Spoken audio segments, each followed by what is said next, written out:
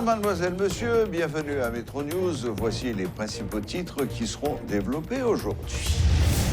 Tenue ce mercredi de la conférence des donateurs pour le financement de la reconstruction post-séisme du Grand Sud. Lors de son allocution de circonstance, le Premier ministre Ariel Henry a fait savoir que le gouvernement avait pris toutes les dispositions pour éviter la répétition des erreurs du passé. Une vive tension a régné ce mercredi au niveau de l'autoroute de Delma lors d'une manifestation des ouvriers qui réclament 1500 gourdes comme salaire minimum. La Sogebank annonce la reprise des services cartes de crédit et de débit au cours de la journée après une panne de son serveur principal qui a duré une semaine.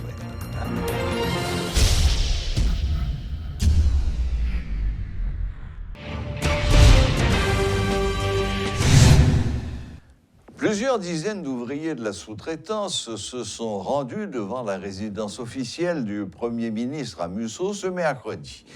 Ils demandent au PM Ariel Henry de publier incessamment l'arrêté présidentiel devant rendre effectif l'augmentation du salaire minimum à 1500 gourdes. Lors de ce mouvement, qui a débuté sur l'autoroute de Delma, les forces de l'ordre ont encore fait usage du gaz lacrymogène. En réponse, les manifestants ont érigé des barricades sur la chaussée, ce qui a paralysé la circulation automobile pendant une bonne partie de la journée. Selon Dominique Saint-Éloi, responsable de la Centrale nationale des ouvrières et ouvriers haïtiens, seul l'ajustement salarial à 1500 gourdes tel qu'exigé par les ouvriers mettra un terme à cette série de mouvements. Je dis à nous dire, avec Ariel Henry, la moelle comprendre la pile ressuscité ou CSS patron, ou CSS mafia, coquin, ouvrier pas venir crier dans pied là pour faire CSS parce que nous pas connaissons résistance pièce CSS dans le pays. Moi apprendre connaître que CSS mafia gen Pierre-Joseph Polycarpe avec Fritz Charles, nek sa yo tourné porte-parole patron yo pris au bail ouvrier 625 gouttes. Nous dit qu'on ça que nous-mêmes nous réclamer 1500 gouttes avec accompagnement social. Après qu'on est bien 1500 gouttes nous mandé ya, li pas capable de chien la caille li manger. Li connaît que 1500 gouttes là pas capable même acheter produit pour mettre dans gazon la caille li. Journée jodi à nous-mêmes à travers syndicat yo, nous venons demander 1500 gouttes parce que jodi a faut comprendre bien qu'il y a un taux d'inflation qui balance dans 24 à 26%. Journée jodi a prix produit de nécessité yo doublé sous dos ouvrier yo. Moun k'ap travail yo pas gen rien encore. Et journée jodi a nous trouver que monsieur Ariel Henry à travers le gouvernement de facto là, moi ouais que il très conscient pour le comprendre bien, pour le quitter ouvrier, prendre la rue pour arriver là. Je dis à nous faire un pile sacrifice pour nous arriver là. Et tout autant salaire, il pas ajusté. Dans 1500 gouttes, nous faisons commencer à prendre la rue, nous faisons commencer à manifester, nous faisons commencer à bouleverser route aéroport, Delma, Nazon. Je dis à nous venir là, nous venons porter doléance ouvrier au baou là. Je dis à nous venir boyer un ping à baou.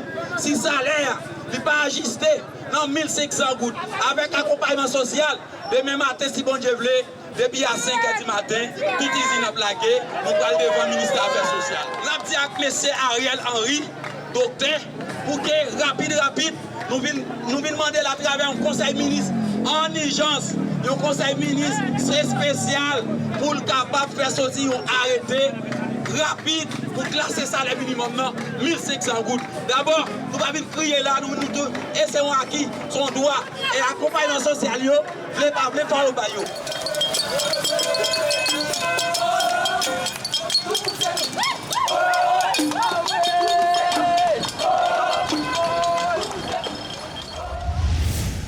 Le Premier ministre Ariel Henry a procédé ce mercredi au lancement de la conférence des donateurs pour le financement de la reconstruction post-séisme du Grand Sud.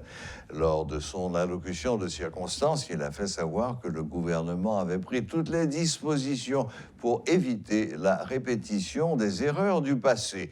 Dans cette perspective, un cadre de coordination stratégique, technique et opérationnelle est mis en place. Selon M. Henry, une fois lancé le processus de relèvement et de reconstruction de la péninsule du Sud, les fonds doivent être mobilisés, soit environ 347 millions de dollars américains. Toutes les communautés de la péninsule du Sud d'Haïti n'ont pas été affectées avec une ampleur analogue. Certaines ont subi plus de dommages que d'autres, mais le plan de relèvement inclut l'ensemble des communautés de la région sud, celles directement affectées par les catastrophes et celles limitrophes moins affectées. Il s'agit d'assurer la reconstruction équilibrée et harmonieuse des communautés, notamment les communautés rurales. Par ailleurs, l'appropriation du processus de relèvement par l'ensemble des acteurs nationaux et locaux demeure une préoccupation majeure. C'est à cette fin qu'ont été instaurés des mécanismes de participation justes, égalitaires et inclusives, impliquant l'ensemble des parties prenantes de l'évaluation du PDNA, à savoir les autorités gouvernementales, départementales et communales, l'équipe pays des Nations Unies, les institutions financières internationales, les organisations non gouvernementales, les organisations de la société civile, les universités, les populations affectées. Mesdames, Messieurs, le coût des besoins de relèvement sont estimés à près de 2 milliards de dollars américains par le PDNA, programmé sur 4 ans. Ce montant est réparti entre 4 secteurs. Tout d'abord, le secteur productif, pour environ 197 millions de dollars américains, les secteurs sociaux, pour 1,515 milliard de dollars américains, les secteurs infrastructures pour 172 millions de dollars américains et les secteurs transversaux pour 94 millions de dollars américains. Pour la première année, environ 454 millions de dollars américains seront nécessaires à la mise en œuvre du plan de relèvement, ce qui représente environ 25% du montant total de la réponse. Pour lancer effectivement le processus de relèvement et de reconstruction de la péninsule du Sud, environ 347 millions de dollars américains doivent être trouvés. Les populations de la péninsule du Sud d'Haïti, lors de la phase de réponse humanitaire d'urgence et de l'évaluation du PDNA, ont pu compter sur l'élan de solidarité internationale.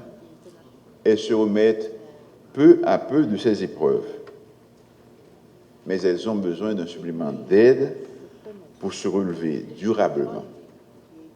Ce n'est pas le moment de les laisser tomber. La classe politique traditionnelle est responsable de tous les problèmes du pays, selon le PDG de Radio Sans Fin, Yvener Joseph. Le journaliste a décidé de ne plus accorder la parole à certains acteurs qui sont toujours présents sur la scène politique. Il encourage les autres médias à suivre son exemple en accordant la parole à des universitaires. Moi-même, j'ai regardé ces 25 dernières années, les gens qui ont intervenu dans la presse, je ne pas dire que c'est mauvais monde, mais gagné et qui passe dans l'État. Gagné qui ne passe pas dans l'État, gagné ou pas jamais qui est entré dans l'État. Mais on a comme l'impression qu'il y a un bassin de l'eau qui gagne grenouille là-dedans. Est-ce qu'on a un bassin de l'eau qui gagne 20 en balle là? Il gagne grenouille là-dedans. Finalement, il vient un paquet de vieilles bêtes, moustiques qui la donnent. C'est ça qui relève et côté pour Haïti à chercher dirigeant. Donc chaque fois aller, il faut mon même bassin de l'eau sale là, jusqu'à ce qu'on arrive dans une situation où on grenouille ou mettez chef. Ou on grenouille ou mettez X ou bien Z. Non. On dit que classe politique là, il faut le faire pile effort parce que l'a demandé pour les médias faire effort. Il a demandé pour tout secteur de la société à faire effort, mais au même temps il faut faire effort. Dans le discours, je dis à l'aime pour nèg moins fait vinn opiner sur kidnapping, ça la bin dim. Qui sont leaders politiques qui vinn dim de kidnapping? Rien. Peut-être si longtemps le déca dit mon bagay, il ba mon conseil. Et puis nous prendre et puis nous regarder le chef lui-même, il va faire rien. Bah la vinn pi mal. Ou prend des leaders politiques qui te qu'on a critiqué question monter gaz. Et pour moun parler de monter gaz, nèg ça ouvert gagan dans tous les médias pour soulever le peuple là contre ça. Alors que c'était réalité, faut que gaz la monter, faut que il descende. C'est monter descendre, c'est pédale lié. Yo tout comme ça. Mais par contre, pendant yo en face l'autre monde nèg yo poté, c'est poté bourré dans les médias contre bagay ça. Qu'on y a ouais ça au fait. Yo créé une situation pour gaz pas sortir dans centrale yo même créé, c'est vrai, yo même encore politique là. Qui crée situation sous prétexte que yo joine complicité G9 en famille alliée pour gaz pas sortir. Mais moi je suis dans la quand même c'est qu'il y a un problème pour l'état va me sortir bail ça va pas jamais arriver parce que yo toujours payer les gars pour gaz à passer. Pour que ça bail ça prend temps comme ça. Eh bien c'est besoin de bien monter gaz là. Va monter gaz là où tout le monde résigné parce que faut aller acheter gaz là dans la rue à 2000 gouttes gallon. Par contre si tu prends bail ça pour acheter gaz bien cher à terre qui ka bon ka pas bon et puis tout bonnement venir monter gaz là pas aucune manifestation faite. Si 7 juillet nous manquer du pays faut me songer ça moi même comme journaliste. Par rapport à question gaz, chaque coup dirigeant yo dit ou pas monter gaz mourir là mourir. Mais qu'on y a le monter même dirigeant ça même une petite déclaration pas fait ou pas besoin du tout pour venir dans micro. Mais on a besoin pour venir parler à Montana encore en septembre etc. Donc ça veut dire gain de bagaille, faut que nous-mêmes nous commencer faut suspendre recycler mon ça. Eh bien, nous dit c'est la qualité, faut consommer qualité. Mais ou pas qu'à demander pour un trial dans bouche, un trial politique dans bouche moi me bois c'est tout le temps même genre pour me pas renouveler, yo pas renouveler tête yo. Qu'on y a moi même ça pour me faire. Faut camper. Plein pile parce que ces 25 dernières années et pas faire même déjà riche mais nous produits ouvriers parce que comment comprendre on est intervenu dans la radio son budget de la République il pas l'île non il pas même mon page il pas l'île tant des budgets alors que en dans partie là il pas même publier budget annuel l'exercice fiscal li ouais c'est est-ce que le gagne tout lui même et puis il vient parler dans le micro ça lui fait. C'est pour entrer dans la caille, il commence à nettoyer. Et parce que moi, je n'ai pas nettoyer ça, moi, je dis, tant que je fais société à mal ça, parce que moi, je inscrit tête dans ça, à faire des bagailles. Un exercice fiscal. Politique là, je ne pas vouloir. Ça veut dire que c'est politique seulement mon yo parler, alors que la circulation dégradée. Insécurité de jour en jour, plus mal. Pas de l'hôpital, accès aux soins. C'est zin. Donc ça veut dire que si il faut me retirer mon nom dans zin. Les Haïtiens sont confrontés à une intensification de la vie chère au cours de ces dernières semaines. Les prix de la quasi-totalité des produits de première nécessité sont en hausse. Par ailleurs, les chauffeurs de tap-tap, minibus et autres taxi-motos ont fixé eux-mêmes les prix des courses sans le consentement de l'État haïtien. Suivez ce reportage de Rodolphe Pierre-Louis. Depuis l'augmentation des prix des produits pétroliers, ceux de première nécessité sont aussi revus à la hausse. Toutefois, certains s'interrogent sur le silence des consommateurs. Nous sommes dans l'un des marchés publics de la capitale. À notre arrivée, des petits commerçants expliquent comment les prix ont évolué à vitesse grand V. Une situation qui parfois provoque des tensions entre acheteurs et commerçants qui se dédouanent de toute responsabilité. Chaque semaine, les prix varient et quelques-uns d'entre eux préfèrent regarder pourrir leurs produits plutôt que de réduire leurs prix. Dans les deux cas, ils reconnaissent toutefois que c'est une perte. Une réalité qui n'est pas différente de celle observée dans les supermarchés.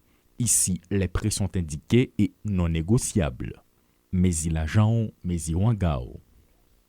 Il est clair que la montée des prix de l'essence a entraîné une augmentation des prix des courses. Désormais, il faut 25 gourdes à un passager pour aller de Pétionville au centre-ville, le même prix pour se rendre au carrefour de l'aéroport, 35 gourdes pour aller à Thomasin 32 et 50 pour se rendre à Fermat.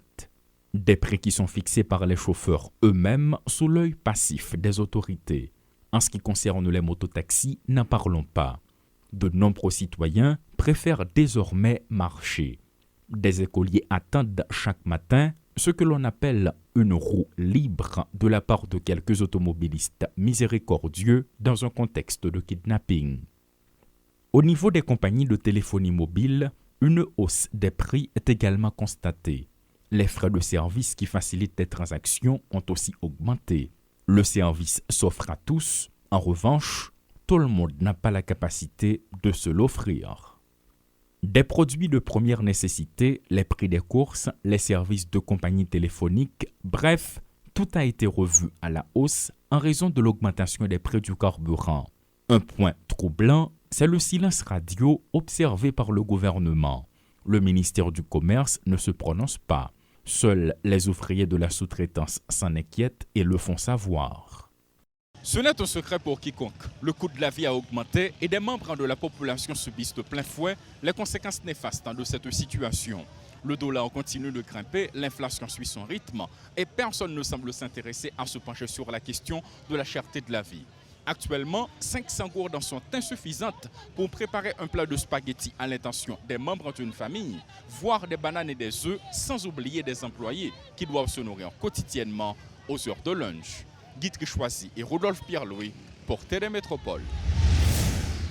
La Sogebank annonce la reprise des services cartes de crédit et de débit au cours de la journée après une panne de son serveur principal qui a duré une semaine.